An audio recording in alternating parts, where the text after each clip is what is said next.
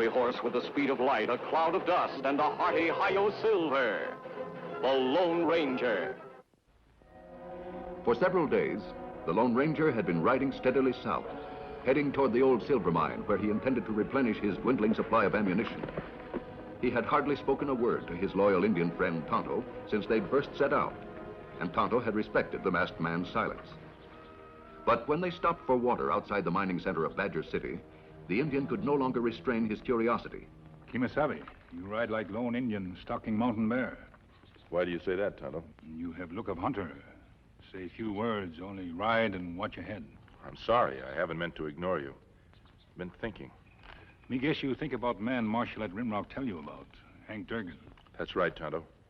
I was also thinking about what happens when a cynical crook comes to a respectable community like Badger City. Now me understand why we stop here near Badger City. You think Hank Durgan make trouble for town? Yes, Tonto. According to the marshal, Durgan has caused trouble wherever he's gone. There's no reason to suppose he'll change his ways now.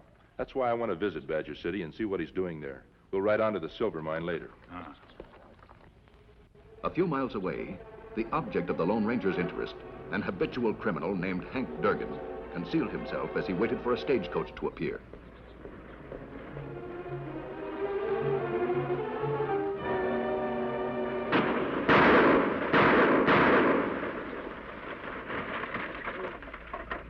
Throw down that strong box.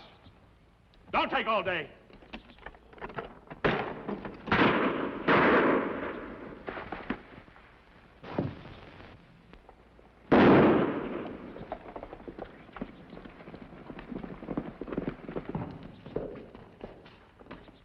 What are you doing here, Parks?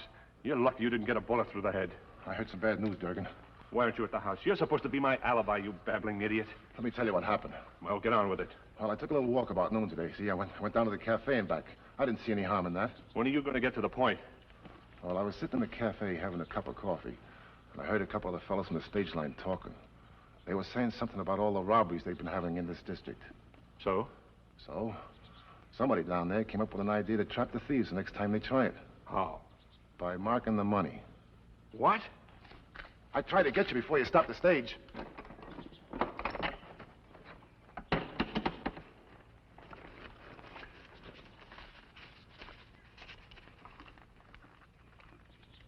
Looks all right to me.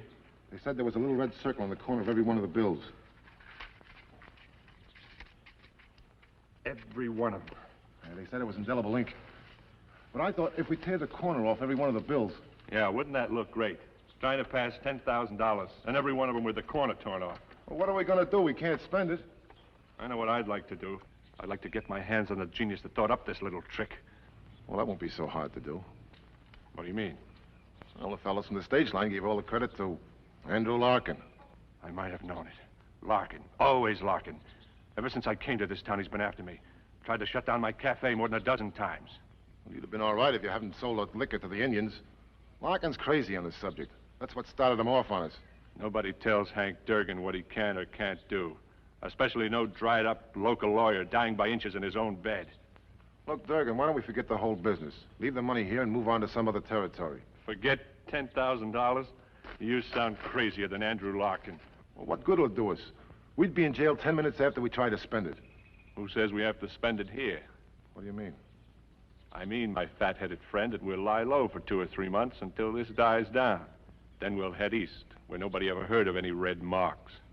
In the meantime, I have a score to settle with Andrew Larkin. A short time later, the Lone Ranger and Tonto reached the top of a hill overlooking the deserted stagecoach. Kemo Sabe, stagecoach stopped. You see no one there. Let's investigate.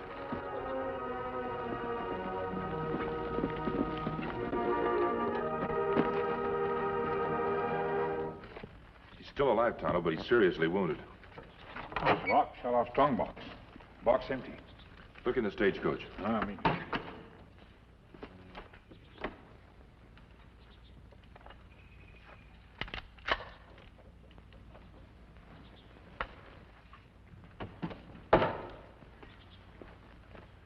Nobody around, Kemo Sabe. You find tracks. Yes, but they're very faint. The wind has almost blown them away. I'll lead off there. There were 2 men. Print of horses' hoofs here, Kemo Sabe. Road not traveled much. No. Tonto, first we'll bandage the driver, then put him aboard. I want you to take the stagecoach into Badger City. See that that man gets to a doctor. You meet me at sheriff's office? I don't know the sheriff, Tonto, but I do know Andrew Larkin. We'll call on him. Andrew Larkin, good man. Very good man. Where you go now, Kemo Sabe? I'm going to try and follow these tracks before they disappear. They may lead to the outlaws. Meanwhile, Hank Durgan and Jeb Parks raced along a back trail toward the outskirts of Badger City. And a short time later, entered Durgan's home with the money. I still don't like it. You want to know what I think? You're not supposed to think. Give me a hand with this. You said something about a score to be settled with Larkin. I don't want to get mixed up in any murder. When it comes to that, you can count me out. Count you out? That's a laugh. You're in this up to your ears, Parks. You knew what you were doing when you came to work for me. Too late to back out now. And you are going to kill Larkin. Let's just say I don't expect him to live long. Yeah, but when you shoot him, you're going to... Who said anything about shooting him? I know, but I thought you said you were going to... There you go, thinking again, Parks. It's bad for you. You're apt to strain yourself. Yeah, but look, you can't keep on... Shut up and listen to me. Now, Andy Larkin is a sick man. His heart couldn't stand much of a shock, could it? No. Suppose he was to wake up some morning and find his son Bob was behind bars for robbing a stagecoach. What are you planning, Durgan? Anybody that shows up with any of those marked bills will be in an awful spot, Parks. That's right. So we're going to see to it that Bob gets caught with one. Sooner or later, he's bound to come into my cafe and... Oh, yeah, I get it. When you get a chance, you'll plant one of the bills on him. Larkin's crazy about that kid. If Bob was to be accused of robbery, Larkin would never survive it. Right. Now, Bob's been out of town for the last 3 days. He's due back tonight. Now, what we'll do... Late that afternoon, the Lone Ranger, using an indirect route in order to avoid questions about his mask, arrived at the home of his old friend, Andrew Larkin.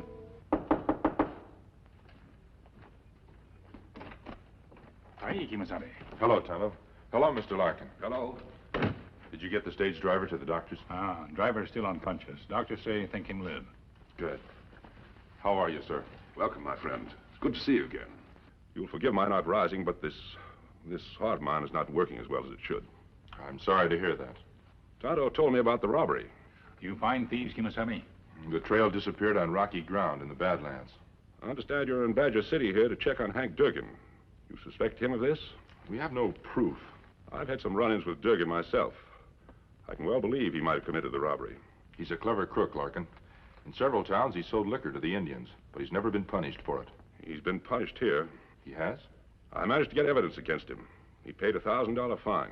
Him should spend life in jail. I know, Tonto. If he committed this robbery, he'll be jailed. I'll see to that. If there only was some real evidence to go on. That very well may be, my friend. What do you mean? There have been a lot of holdups around here lately. I suggested to the stage line owner that he mark the bills in his next shipment. Nobody but the people in the stagecoach office know of those marks. I didn't even tell my son. So if Durgan tries to spend one of those bills, we'll have him. And that's a good idea. Then it's a matter of waiting until one of the bills appears. That's right. Will you and Tonto be nearby? We have an errand to go on, but we'll be back as soon as possible. I'm sorry you can't stay with me. I'd like my son to meet you both. He's planning to be a lawyer, too. Keeps pestering the sheriff to make him a deputy. He wants to get a practical background in the law. Is he here? No, he's visiting my daughter in Mud Flats. Oh, I usually have a housekeeper around to take care of me, but she's shopping now. Perhaps we'll meet him next time. I hope so. Bob's a good lad. I'm sure he is. Goodbye, Mr. Larkin. Goodbye. I'll speak to the sheriff. By the time you return, we may have Durgan behind bars. Right.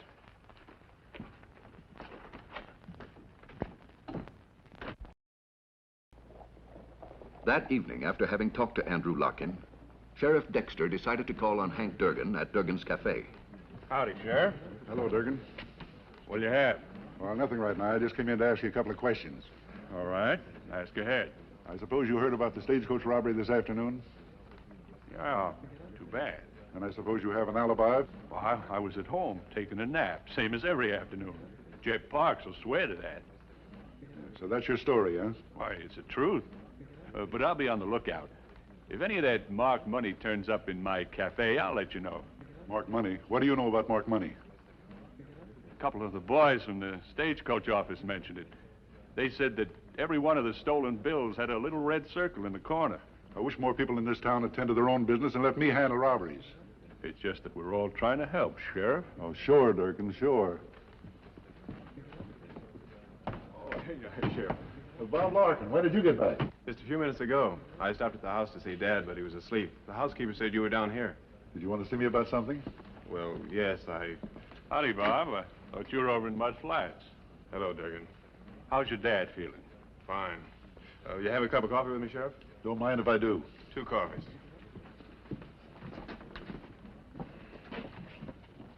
Well, what's on your mind, Bob? Well, to tell you the truth, Sheriff, I'm looking for work. I remembered you said you needed another deputy. Is that job still open? Well, maybe. But I understood you were going to school to study law. Oh, look, Sheriff, I don't want you to say anything to Dad, but, well, the doctor bills have been mighty high since he got sick. He needs all that special medicine, and I thought... Sure, son. I know how it is. That's why I went to Mud Flats. I hope my sister Kit might be able to help out. But she's having a hard time herself. Wait a minute, son. I'll pay for this. I'm not that hard up, Sheriff. I ask you to be my guest. I always pay my own bills. I'll get your change.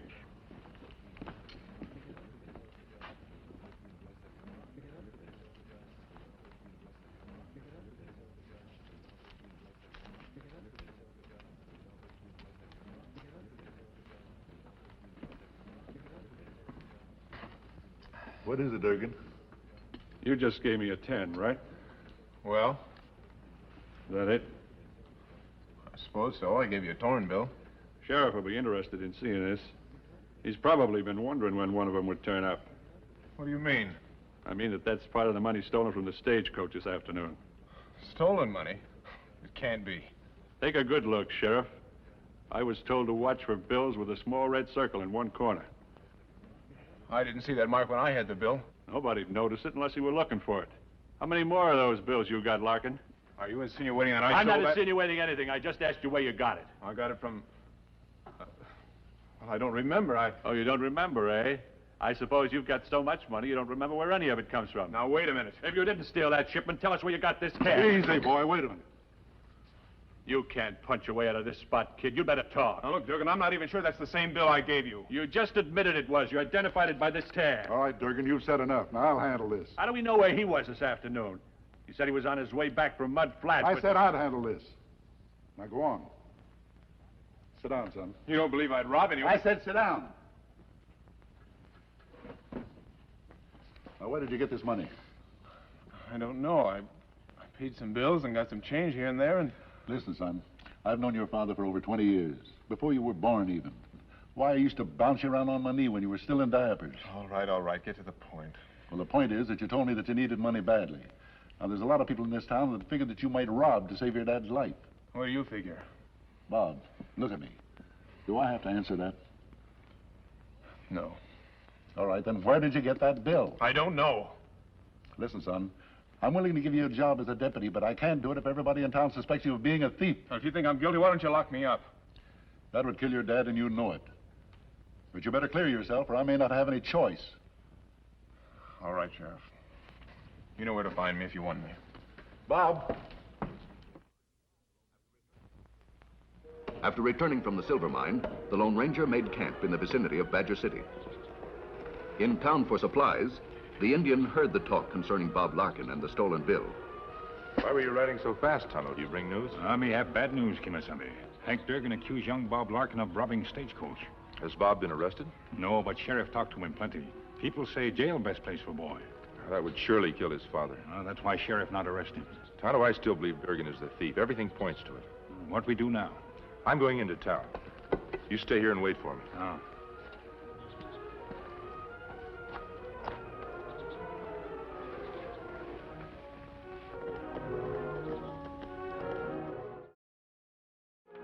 A short time later, the Lone Ranger, careful to avoid being seen, had made his way along the back streets of the town to the rear of the sheriff's office.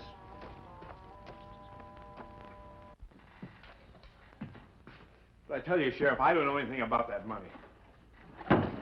Don't draw, Sheriff. Hey, who are you, mister, and what do you want? I'm a friend of Andrew Larkin's.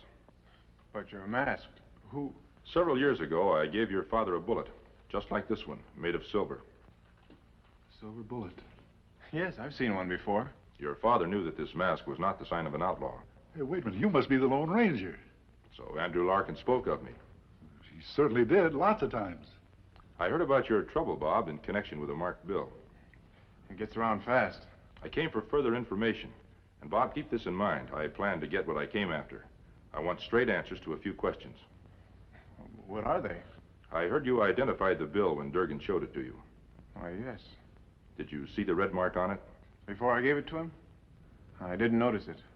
Are you sure you saw it later when he showed it to you? Yes, but why are you asking these questions? Do you have any red ink? Yeah, there's some on the desk.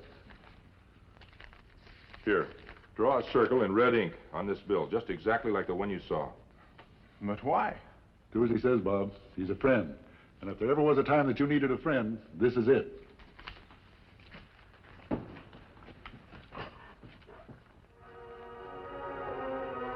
After leaving the sheriff's office, the Lone Ranger hurried to the camp near Frenchman's Creek, where Tonto waited. Hey, Kemo Sabe, you see young feller? Yes, Tonto, and now I have what I wanted, a marked bill. Now I'm going to call on Durgan. You were disguised. Yes, I want you and Sheriff Dexter to meet me later. If I leave Durgan's cafe, I'll blaze a trail for you to follow. Ah. While I put on my disguise, I'll tell you the plan. It was late afternoon when the Lone Ranger, disguised as an Indian, left Silver behind the building and entered Durgan's cafe. You Hank Durgan? That's my name. We hear plenty talk about you. Looks like you didn't hear about the rules of this place. Vamos. Me no go. Me do business. Buy plenty firewater. I can't do business with Indians. There's a law against it. Law not bother you in Grantville. Injun, I said clear out. Me got plenty money. I said I wasn't interested. Me show you.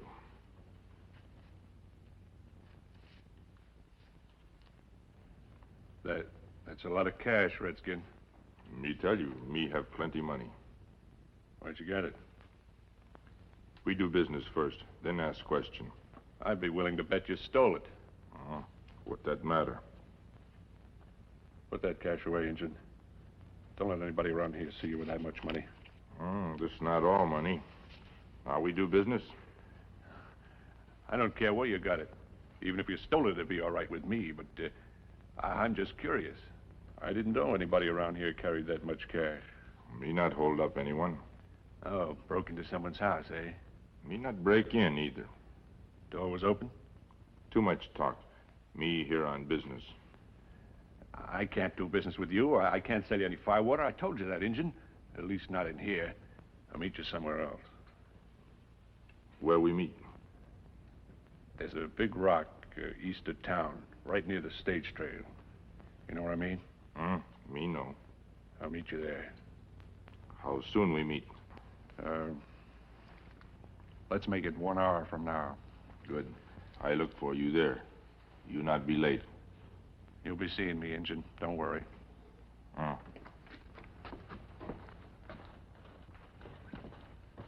Eddie, give me my hat. I'm going home for a while. I'll see you later.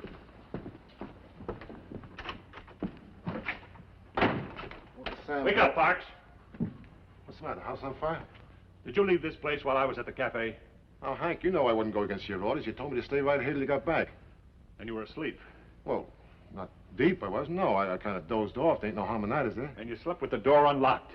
Will you tell me what in the world's the matter? Help me move that table and I'll show you what's wrong. You looked at this money earlier today, remember? Yeah, I know. And if it's not there, we're going out to kill an Indian.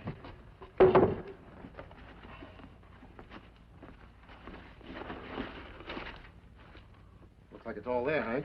Yeah. What's all this talk about an Indian? Some redskin came into the cafe with a roll of marked bills. I thought maybe he stumbled on this hiding place. Boy, when I think of all this money, and we can't just stay right here and spend it. All right, Jeb, put the top back on. What was that? Hold it, both of you. Step back.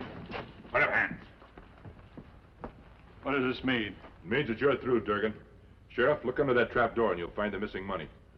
Why, you lying, So you swore to a false alibi for Durgan, eh? It was a trick.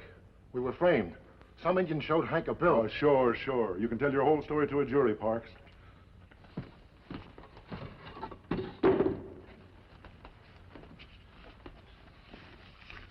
That's the marked money, all right. We'll help you take them to jail. Come on, Durgan. You have a lot to answer for.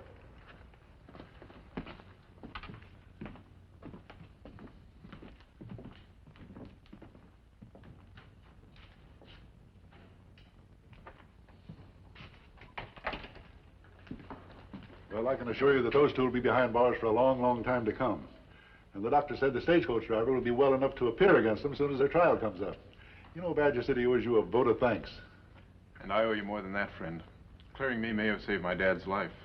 I'm always glad, Bob, to rid the West of men like Durgan and Parks, and to help good men when they need help. I understand the sheriff is going to take you on as his deputy. Couldn't have made a better choice. I'll do my best, sir. I'm sure you will.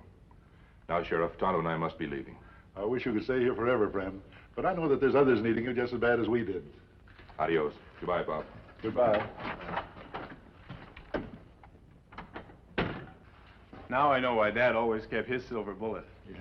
By the way, Bob, the masked man told me not to say anything till after he had left. But he appreciated everything that you did for him. And he sent Tonto over to see the doctor. The doctor? Yeah.